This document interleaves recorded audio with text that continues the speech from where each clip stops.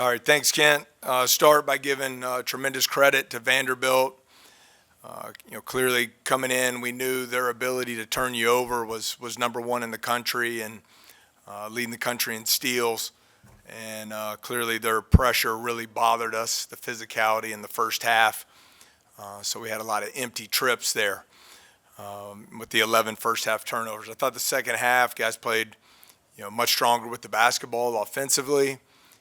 We were able to get downhill and get to the rim and finish plays, take the lead there even on the run. But then, when you look at the overall piece of the game, part of the game, Vanderbilt attempts 16 more shots than we did.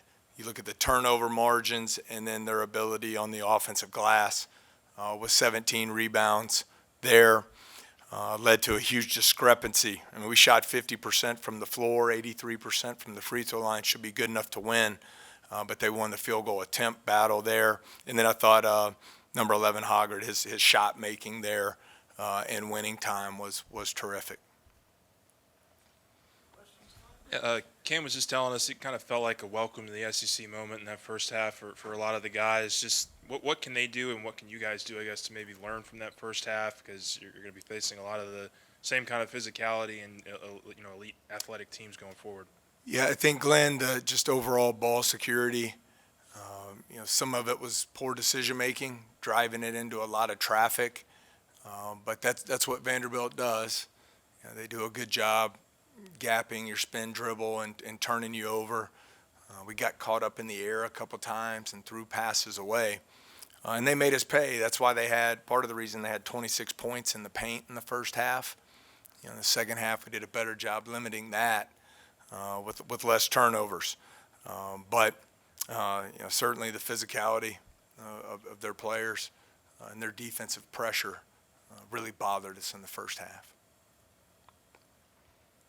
Coach, you guys only had 5 offensive boards in the whole game. That's an area where you guys have really succeeded early in the season. Was it just chalked up to the physicality, or what did you see that your guys weren't able to get much traction in that area tonight? I think it's probably 2 parts there. Number one, in the first half, because we had so many empty possessions due to turnovers, we didn't get a lot of shots on goal where there were opportunities to crash the offensive glass. And there in the second half, it just weren't able to generate enough second opportunities. They clearly won. The margins of victory for Vanderbilt in this game were the offensive rebounding, 17-5, and the turnovers, 15-9. And it's hard to win when those discrepancies are so large. Yeah, Coach. As far as Hoggard, do you feel like you guys played good defense? It was just one of those situations where just great offense.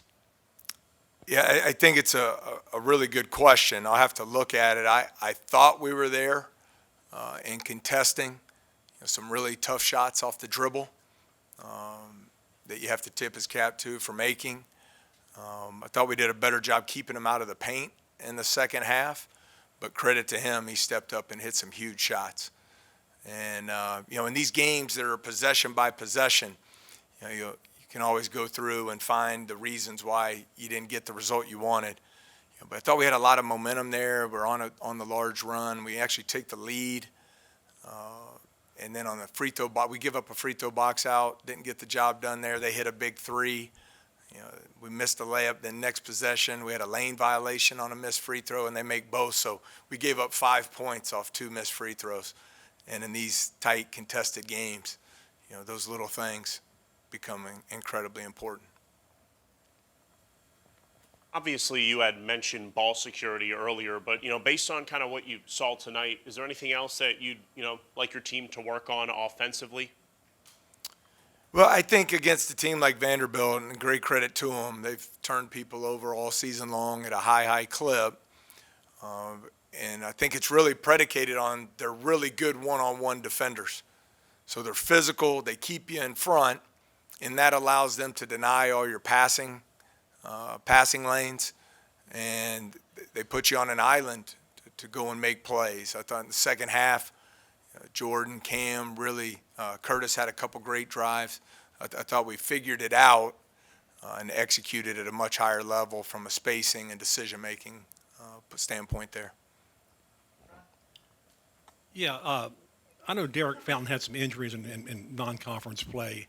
Is he fully back from those, or is there any reason why he just hasn't got back in rotation, a little more minutes? Yeah, Derek's back.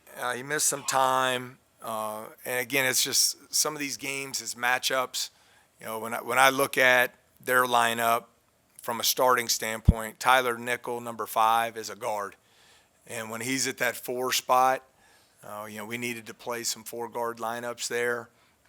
And then they played a higher percentage of minutes with McLaughlin and Carey together.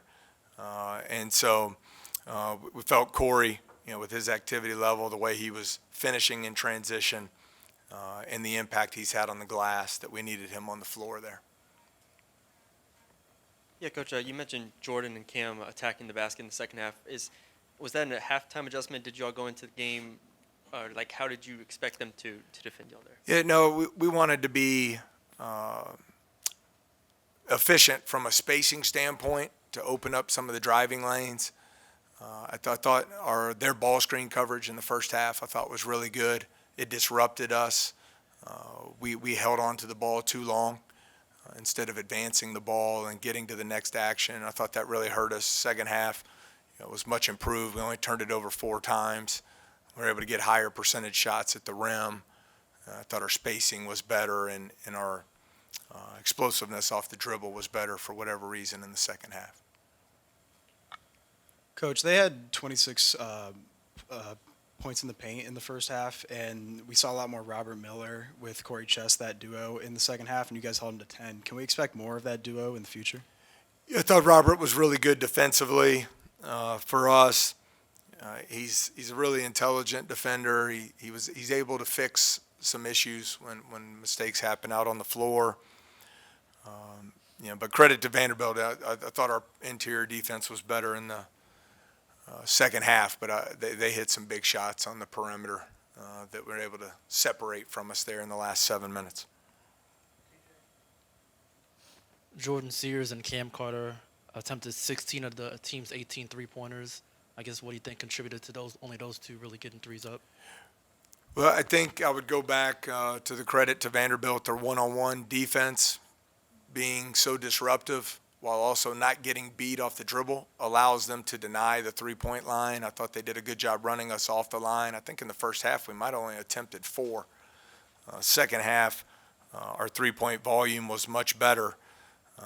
We were able to free Cam and Jordan up some in transition for some threes there. Obviously, this is just one game. You have the next 4 out of 5 on the road in the SEC. What's the message to the team when you have such a tough schedule coming up? Yeah, I think so.